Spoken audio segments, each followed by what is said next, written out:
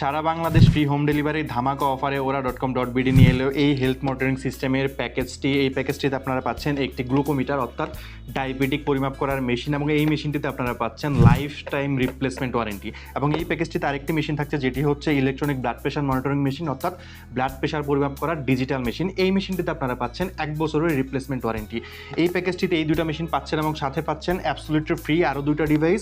একটি হচ্ছে এই ডিজিটাল থার্মোমিটার এবং আরেকটি হচ্ছে এই স্ট্রেস রিলিফ পাঞ্চ বলটি।